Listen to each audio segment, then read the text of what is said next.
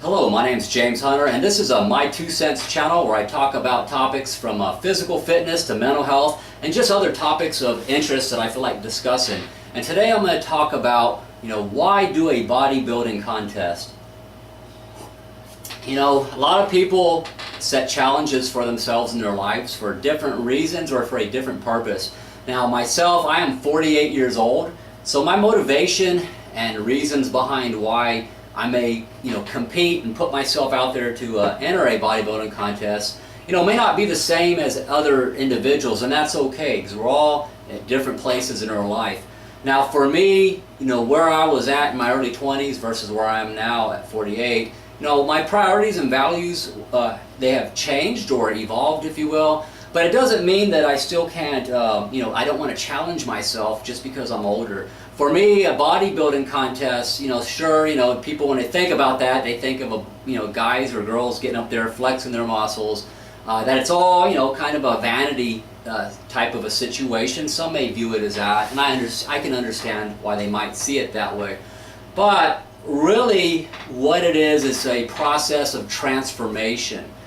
For me, it's about transformation, and it's also about having mastery over myself, or the act of discipline and being able to conquer yourself, if you will, if you want to think of it that way.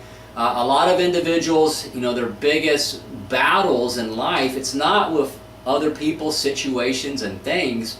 Your biggest battles in life really are you versus you conquering or mastering yourself. There's a lot of ways to express that or do that in your life. Bodybuilding is one medium for me.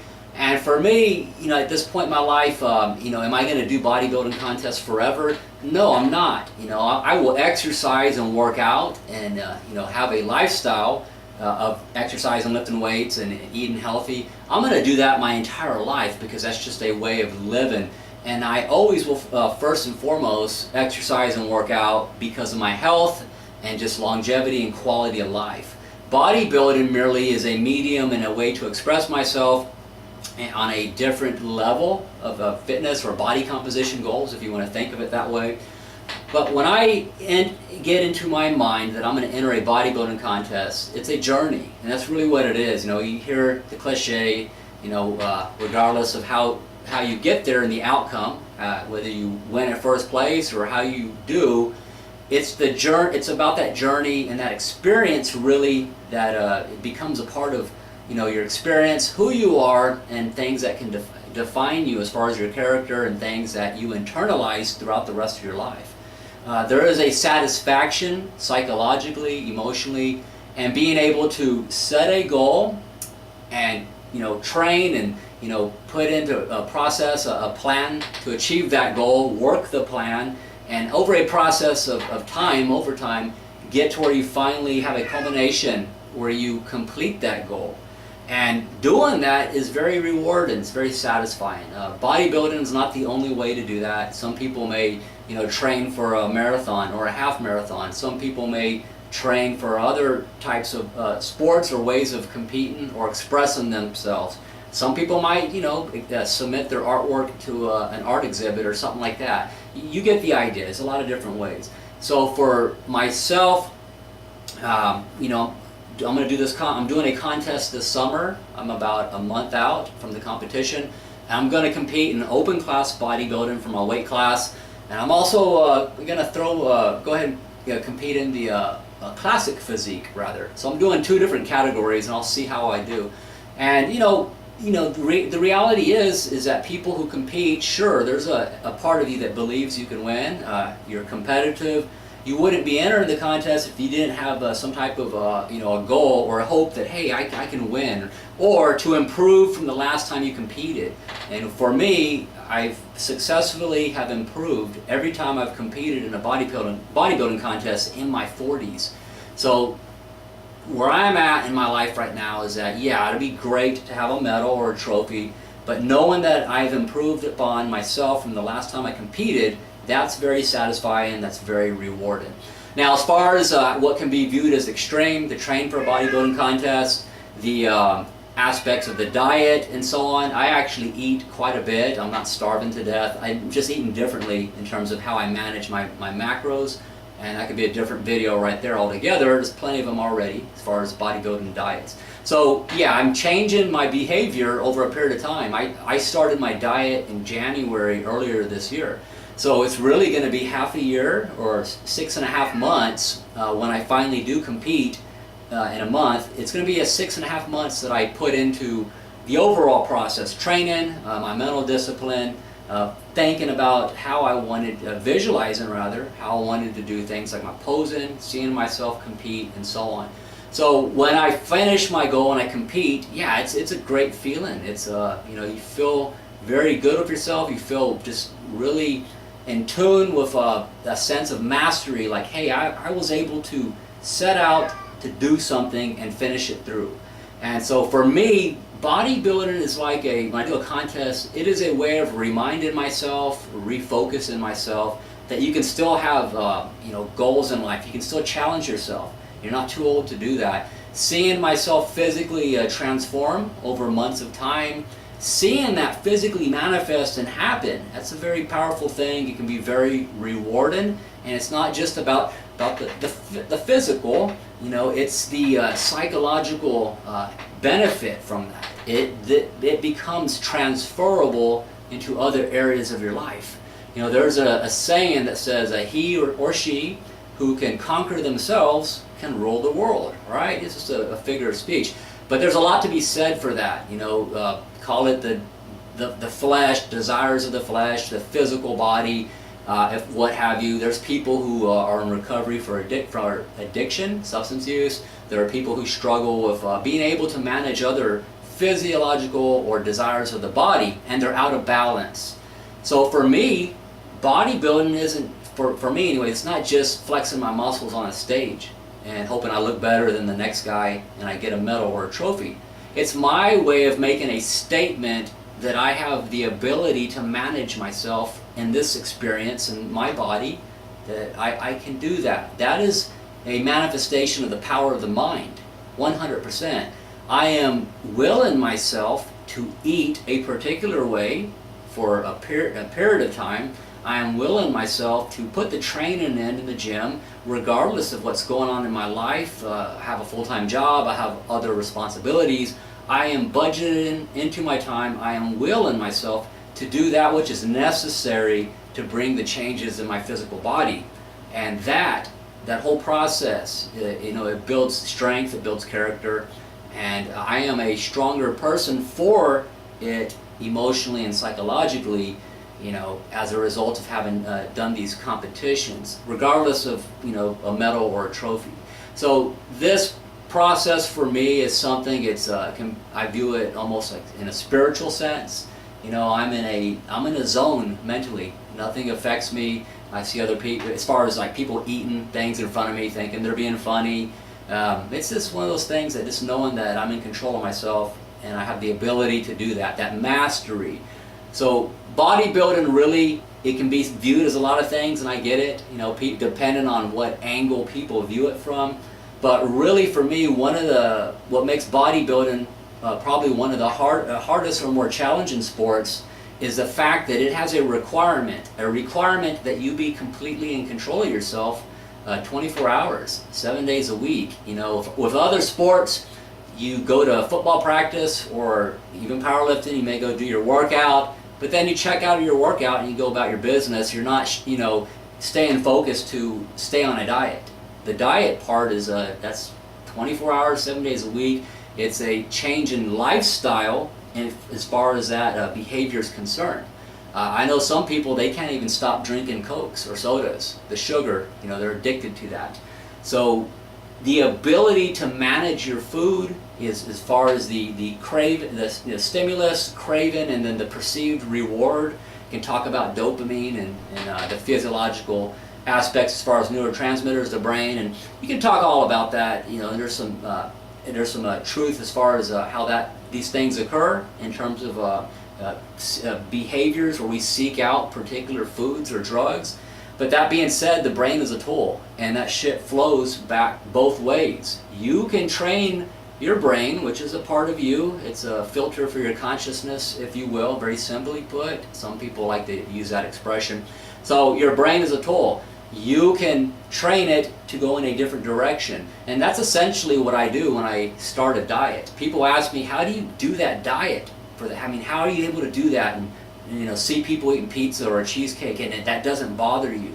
Well, the difference is that I start with my thought process. I start telling myself that I don't have to have those foods. And I also tell myself it's temporary, it's not forever. I know I can have that again someday. And I will, after my contest, I will incorporate, more variability or flexibility into my diet again. And, so that's just the way it rolls, or it's how it works usually with people who do this seasonal. They might do a contest and then take a break for a while before they do another one. In my case, I tend to do one every 2 to 3 years. Throughout my 40s, this will be my 4th bodybuilding contest in my 40s. So yeah, you shift your way of thinking in regards to what your relationship is with food. If you do that from a cognitive standpoint, your body will follow that if you start with that thought process. If you already tell yourself, oh, I can't do it, I have to have my Mountain Dew, or I just have to have the Dr. Pepper, or I can't go without bread or whatever, you've already decided that you're going to fail. You've already told yourself, you've given yourself a reason that it can't be done. So the opposite of that is that's pretty much what I do. I mentally pull a mental trigger. Boom, I pull the trigger and I just tell myself, I'm in a different zone now. And because my thought process is different with my relationship to food, yeah, I can still eat some good healthy foods. To me, they're satisfying because I'm already telling myself this is satisfying. The relationship to food now is to serve a purpose and a goal, to be healthy, fit, give my body the nutrients it needs, and to achieve an end I'm training for, which is to change my body. And you have to eat a particular way to do that. So regardless of what you might think about some of the more superficial aspects of bodybuilding that it gets accused of, regardless of what you want to say about any of those things, you cannot deny that when you see a person who is able to transform themselves by adhering to a diet, that's to be respected. Not anybody can mentally have that kind of discipline to do that. I don't care what kind of supplements a person's on, or drugs for that matter. You can even talk about genetics, which sure, genetics play a role, bone structure and so on. Your ability to develop muscle in some individuals, they may be more inclined so than others. All that said, the bottom line is, if you don't have the mental discipline and willpower and the cognitive faculties to shift your thinking, you don't have the ability to stay on a diet. And if you can't do that, you're not going to be able to change your body or your physique to the extent to compete like in a bodybuilding contest. Now, that's a whole another issue as far as I'm talking about bodybuilding. However, even for just weight loss and general fitness and health, to be a relatively healthy individual, considered by medical standards and just for longevity, no, you don't have to look like a bodybuilder. But even to get to that standard, to be healthy, to lose some weight and be fit, you still need to have the ability to cognitively change the way you think about food, to have some exercise, some willpower, to have some discipline. And this day and age, using the word willpower sometimes is thought of as politically incorrect. You can't talk about people's willpower, because that's not nice.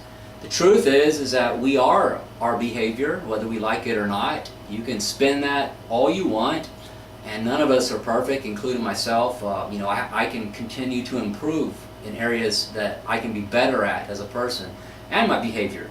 But your behavior is who you are. You can say I'm a good person, or I'm a disciplined person, or when I want to, I can do this.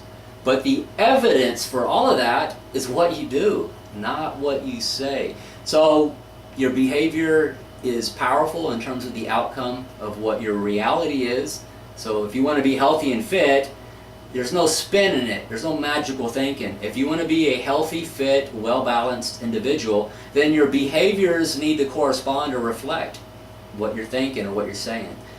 If you're just saying it but not thinking it, you're not going to typically have that outcome as far as being congruent in that area.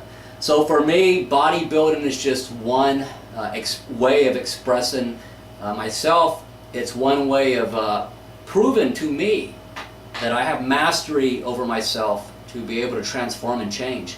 And you know, it's very rewarding, and definitely is a you know, a big part of my experience.